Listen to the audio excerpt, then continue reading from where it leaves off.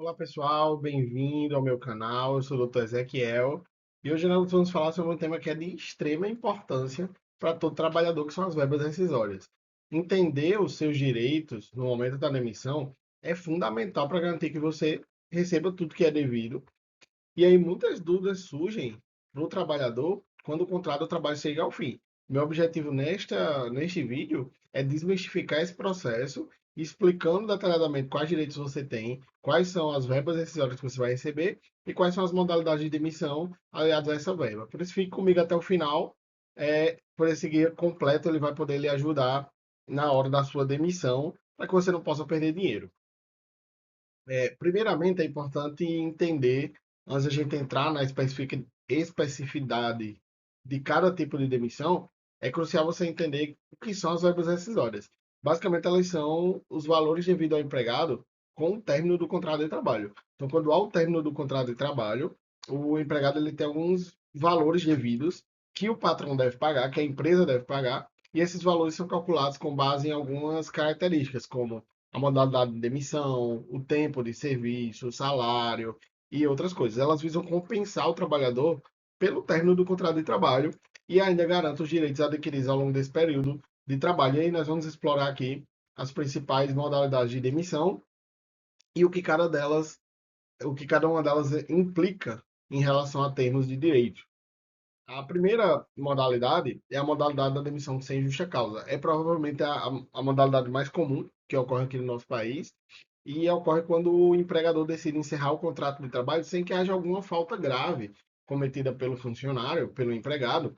E aí, nesse cenário, o empregado ele vai ter direito a praticamente todas as suas verbas, ou seja, uma série de verbas trabalhistas, como saldo de salário, aviso prévio, seja trabalhado ou indenizado, 13º salário proporcional, férias vencidas e proporcionais, mais o texto constitucional, a multa do 40% de FGTS, a liberação do acesso ao FGTS e também as guias de seguro-desemprego. Então, o trabalhador ele vai ter acesso a todas essas verbas, todas essas benesses, vamos dizer assim, tendo em vista que a demissão ela foi sem justa causa, ou seja, não houve uma modalidade, não houve uma falta grave que gerasse essa modalidade de demissão. E aí é a modalidade que garante, com certeza, a, a maior proteção ao trabalhador. Nós vamos ver outra modalidade que se assemelha muito à demissão sem justa causa, mas mais para frente eu vou mostrar.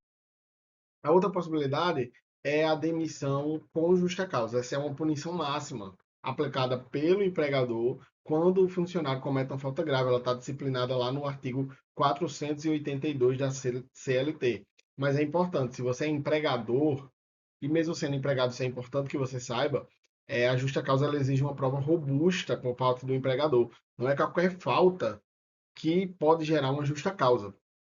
A CLT ela vai elencar algumas situações em que podem gerar justa causa. O que você vai receber, basicamente, essa é a modalidade em que o empregado recebe menos verbas rescisórias. Neste caso, o trabalhador ele vai ter direito somente ao saldo de salário e às férias vencidas mais um terço. Então, essa é a modalidade em que há uma perda muito grande para o trabalhador, as suas verbas trabalhistas são drasticamente reduzidas. Ele terá direito apenas ao saldo de salário e às verbas vencidas, se houver acrescente de um terço. Então, o empregado ele perde direito ao aviso prévio, ao 13º, às férias proporcionais, já que só são devidas às férias vencidas, à multa do FGTS, ao seguro-desemprego e, inclusive, a sacar o FGTS.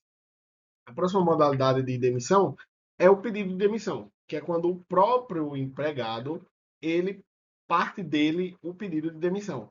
E tendo em vista que foi ele quem pediu a demissão, ele abre mão de alguns direitos. Nessa modalidade, o empregado deve receber o saldo de salário, o 13º salário proporcional, as férias vencidas e proporcionais mais um terço. Mas aí ele, tendo em vista que foi um pedido que partiu do empregado, ele perde o direito ao saque do FGTS, aos 40% do FGTS, não tem direito ao seguro-desemprego e o aviso prévio ele não recebe indenizado. Mas é importante lembrar que o aviso prévio, nesta modalidade, ela deve ser trabalhada ou então será descontado pelo patrão nas verbas rescisórias. A outra modalidade de demissão é a rescisão indireta. Essa modalidade é a modalidade em que ocorre uma falta grave não mais do empregado, mas do empregador. Então, o empregador comete alguma falta grave que torna insustentável a continuidade do contrato de trabalho.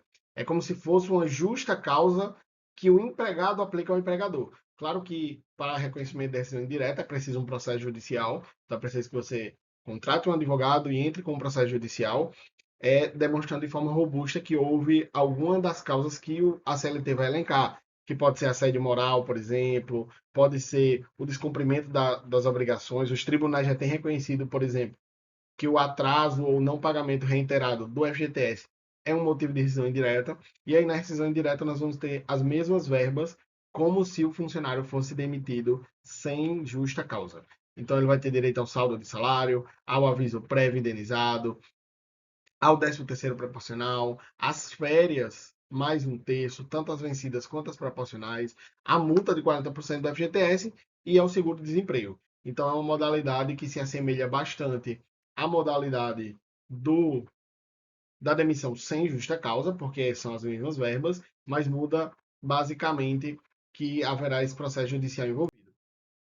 Há também a possibilidade, trazida pela reforma trabalhista em 2017, a modalidade de comum acordo. Nessa modalidade, tanto o empregado quanto o empregador, eles encontram uma alternativa para encerrar o contrato de trabalho, tendo em vista que consensualmente eles entendem que não é possível continuar com o vínculo trabalhista.